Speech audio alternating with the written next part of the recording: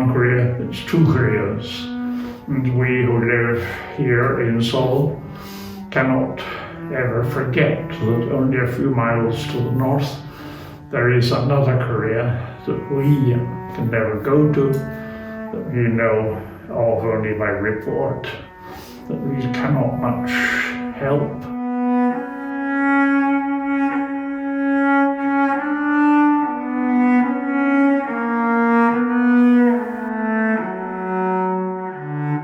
북한은 한 번도 가보지 못했습니다. 한국 국적을 가지고 북한에 가는 거는 그 방법이 굉장히 제한적이라고 그렇게 알고 있어요. 한반도는 3면이 바다로 둘러 쌓여 있습니다. 그리고 북으로는 북한이 위치해 있죠. 그렇기 때문에 저희들이 걸어서나 또는 차를 타고 다른 나라로 간다는 건 상상을 하지 못하고 있습니다. 저의 두 분 할아버지는 한국전쟁 중에 북에서 남으로 내려오셨습니다. 그리고 이후 70년간 한 번도 가족을 만나지도 못하고 고향을 가지도 못하면서 그 그리움만 간직하며 사시다가 두 분 다 돌아가셨죠. 한국에 있는 제 또래 남자분들은 다 이제 군대를 가시고 지금도 제 동생은 군대에 있어요. 근데 군대 가기 전과 후가 좀 다른 것 같긴 해요. 군대 가기 전에는 북한에 대한 별로 생각도 없었는데 가서 그렇게 좀 뭔가 우리의 적이라고 배운다고 하더라고요.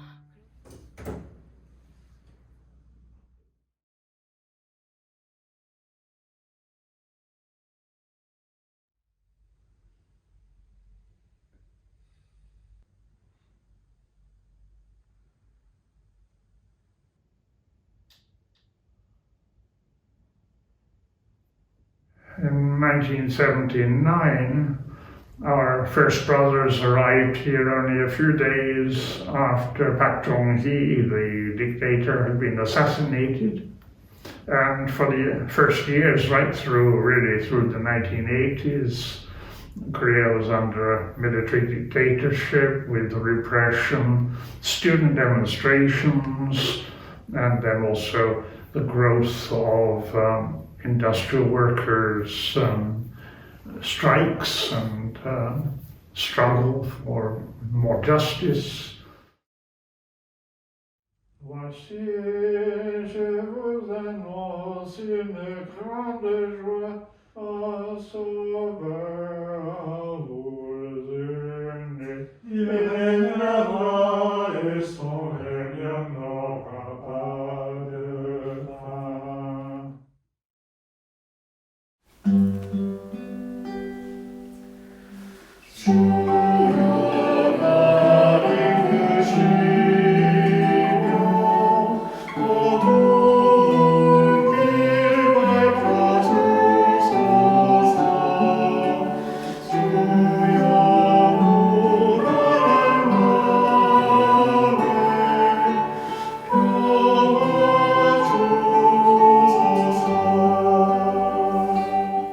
During the dictatorships, of course, the church, especially Cardinal Kim, the Catholic Church, and other Protestant churches served as signs of hope, supporting the struggle of the students for democracy and the workers for greater justice.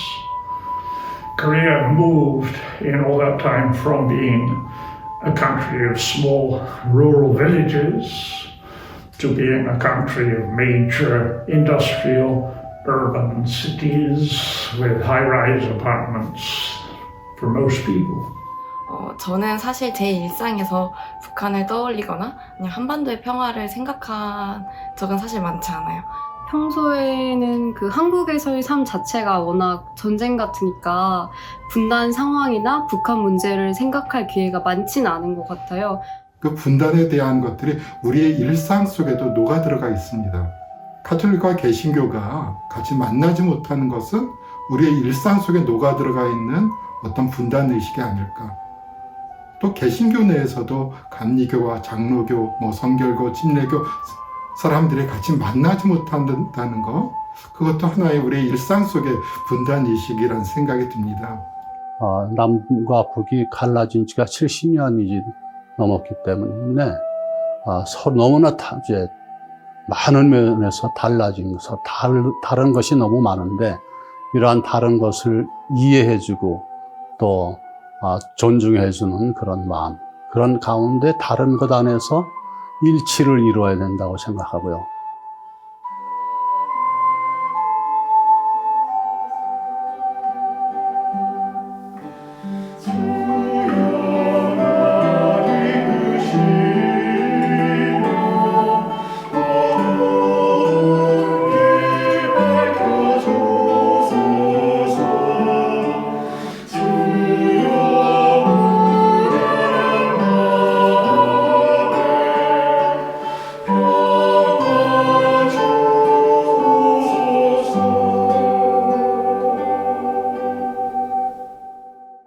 The songs from Taizé are very well known in Korea. In Catholic and in various Protestant churches, they use songs for their own services and masses, and also in the small group gatherings.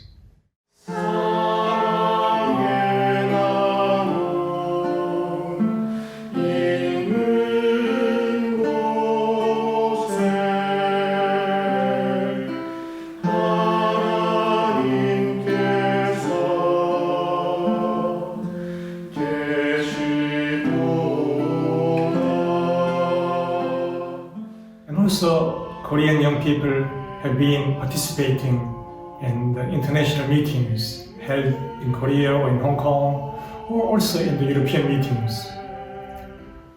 This prayer and the communion with many other people in different countries has supported Korean participants in their search for peace and reconciliation.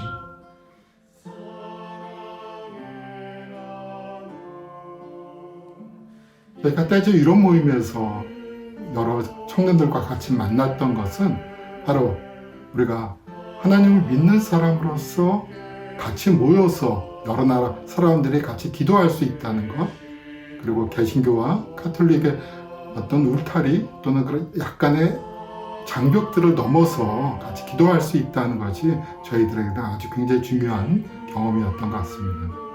이 현실은 너무나 치열하고 고통스러운데 기도가 어떤 도움이 될까 그런 생각들을 하긴 했었어요. 그런데 저는 그 요즘 한국에서는 저녁 9시마다 그 민족의 화해와 일치를 위한 기도를 하고 있는데 오히려 제가 그걸 곁에서 볼 때가 아니라 글로 쓸 때가 아니라 실제로 기도를 할 때 그 마음이 정말 간절해지고 특별해지는 걸 느낄 수 있더라고요. 사실 평화와 기도를 생각하는 것만으로도 제 마음에 조금 틈을 주지 않을까라고 생각을 하고요. 평화에 대해서 전혀 생각하지 않고 바쁜 일상을 살다가도 기도해야지 라고 했을 때 그 순간만큼은 진심으로 평화를 생각하고 내 주변에 누군가를 생각한다는 것 자체가 그게 바로 의미 있는 기도이지 않을까라고 생각을 합니다. We're here day after day. We pray, we live with the people around us, and we wait for perhaps a hope of openness toward the North, new relationships, and in South Korea, a society of greater justice and sharing, because that's the most important thing between rich and poor, between old and young, a greater community. That is why we're here, I think. 우리 전 세계에서 유일하게 분단 국가로 살아가고 있는 우리나라를 위해서, 그리고 또 남북이 지금 불목하고 있고 때로는 어떤 전쟁의 위험도 느끼는 이런 상황 속에서 우리 기도를 통해서 대제 기도 모임을 사랑하시는 형제 자매 여러분들이 우리 한반도 평화를 위해서 기도로서 연대해 주시면 참으로 감사하겠습니다.